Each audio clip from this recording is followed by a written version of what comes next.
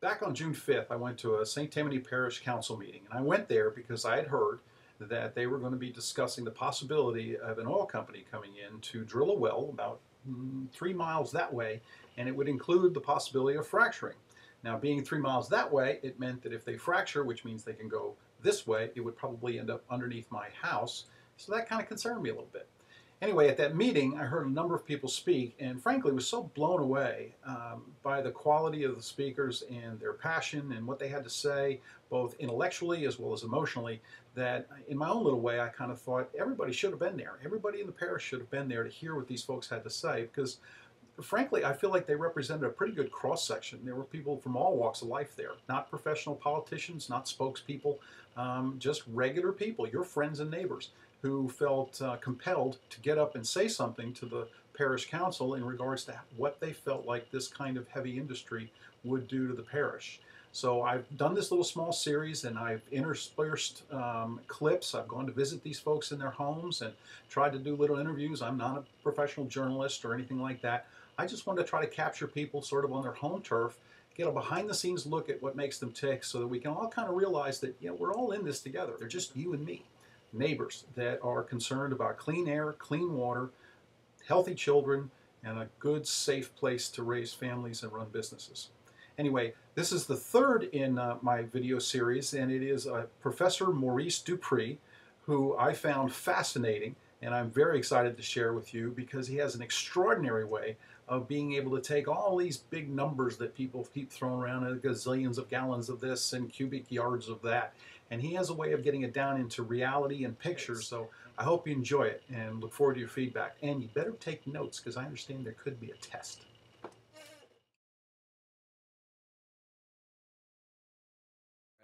And I'm a math professor at Tulane, and I've been there for over 40 years, basically doing mathematical research in theoretical physics, never anything applied, and never really was concerned about anything very environmental until this whole fracking thing came up.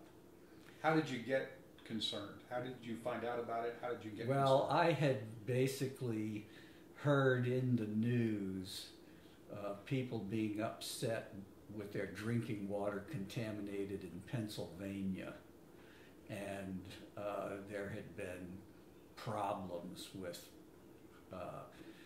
scuffles. Seemed like it wasn't a good thing. I thought I'd better look into it when I found out it was coming here, because this is the last place I ever expected to have to deal with that. And I found out pretty quickly that right off the bat there's enormous amounts of toxic wastewater that comes out of hydraulic fracturing, and consequently I immediately, rang up a red flag, wanted to look into seeing, well, what do these numbers mean? And it's not like all this wastewater is out in totally remote areas, such as the case for ordinary mining operations, even coal mining operations and so forth. This is now being brought right into our backyards, literally. And consequently, when you think about, well, all this wastewater has to be trucked in and out here and there, every time some trucker decides, has to empty his wastewater into something or pick up wastewater, you've got connections being made. There are all these opportunities for spills. So, for instance, if you imagine that, say only 1 out of 1,000 parts are spilled, 1,000th of 280 billion is still 280 million gallons of toxic wastewater being spilled around, people or, places where it's getting into contaminating actual environment that we live in, as opposed to way out in the middle of nowhere. So recently, I started really paying attention. I mean, the possibility that we could handle that level of wastewater without having a significant fraction of it get into our environment and then eventually work its way into our aquifer is just not believable.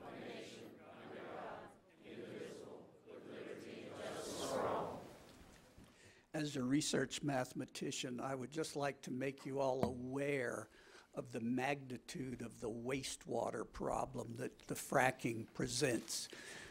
All the nuclear reactors in the history of the United States over the entire history of the nuclear program would fit in a swimming pool the size of a football field 30 feet deep. The wastewater for 10 fracking wells would fill that. The current fracking operation could go to 600 wells on the property out there at 1088, which would be 60 times the volume of all the radioactive waste in the history of the United States. The fracking wastewater, in a sense, is maybe even more dangerous because it's full of unknowns. The EPA list of toxic chemicals that are in that fracking water contains many chemicals that the EPA does not even really know how dangerous they are. They only make guesses to set the maximum tolerance. So consequently, we're going into the dark here by allowing this. We really need to keep in mind that this is a very, very serious situation. Thank you. Thank you. The other things that these companies have been doing is, and of course the industry, chemical industry in general, has been using injection wells to indefinite store chemical wastes of all kinds. Well, it's turning out that these injection wells we're finding often develop leaks a lot more than people ever thought they would. You have to realize a lot of the practices of the oil industry has just kind of evolved over time through experience. So when we start dealing with things like injection wells, people don't really know what the result's going to be. What they sometimes do is use computer models, and these computer models depend on assumptions, and try out various assumptions in the computer models and see what happens. And so they're led to believe by their experience in their computer models that everything's going to be okay. Well, it's turning out that actual experience and experimental results is showing that things are not always okay. For instance, it's recently been found that sometimes these chemicals get out of these wells, they, through cracks, breaks, whatever, and migrate distances in a few weeks maybe that their theories and ideas led them to believe would take 10,000 years. Now, you've got a real problem here if something's getting a significant distance away in a few days that you thought was going to take 10,000 years. One of the other things that these companies have been doing is, and of course the industry, chemical industry in general, has been using injection wells to indefinite store chemical wastes of all kinds. Well, it's turning out that these injection wells we're finding often develop leaks a lot more than people ever thought they would. You have to realize a lot of the practices of the oil industry has just kind of evolved over time through experience. So when we start dealing with things like injection wells, people don't really know what the result's going to be. What they sometimes do is use computer models, and these computer models depend on assumptions, and try out various assumptions in the computer models and see what happens. And so they're led to believe by their experience in their computer models that everything's going to be okay. Well, it's turning out that actual experience and experimental results is showing that things are not always okay. For instance, it's recently been found that sometimes these chemicals get out of these wells, they, through cracks, breaks, whatever, and migrate distances in a few weeks maybe that their theories and ideas led them to believe would take 10,000 years. Tish and I know how the academic world works. So when I find things on the internet, I can research them, I can use academic search engines to actually track down academic papers and see what the science actually says. There are cases where environmentalists have, for instance, exaggerated the claims that have been made, and this is unfortunate. But now we're actually dealing with real facts. For instance, 2 scientists at the University of Texas at Arlington in the chemistry department started investigating the methane, ethane, and other chemicals in the Barnett Shale and in the drinking water wells, and found a very strong correlation between the nearness of wells to the hydrofracking operations, very strong correlation, and the amount of contaminants in the drinking water well.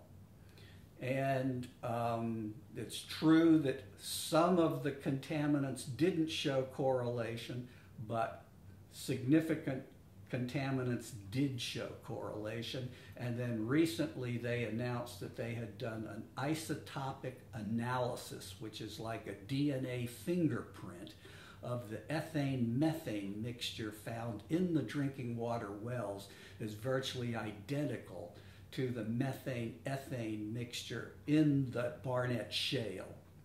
Now, the aquifer that they're using there is about a mile above the Barnett Shale. And so this ethane-methane mixture, which is in the drinking water, which correlates, the amount in the drinking water correlates with distance from the hydrofracking wells, showing the high indication that it was coming from the hydrofrac operations, is now shown like fingerprinted to actually be coming from the Barnett Shale. So consequently, you have to conclude now that it's definitely the hydrofracking operations that caused that. And this is in contradiction of everything that the industry scientists thought could possibly happen. Right. So that sounds like quite a smoking gun. Yes, this exactly is, in my opinion, the smoking gun.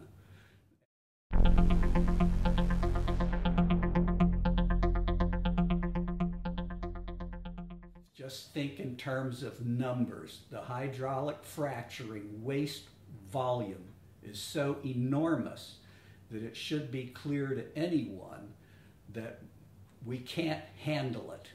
We certainly don't have the regulatory assets to do it. And if you simply combine that with the fact that very recently the legislative auditor declared our regulating agencies to be basically incompetent, and you see we've got a real problem, and then the waste volume is several orders of magnitude beyond what you'd be dealing with nuclear waste. And it's that's extremely frustrating. And you know, all these years I've never had to deal with it. You know, you hear about it and it just kind of like water off a duck's back. You know, it doesn't affect me. But now it's really affecting me. And it really makes me angry. We're going into the dark here by allowing this. We really need to keep in mind that this is a very, very serious situation.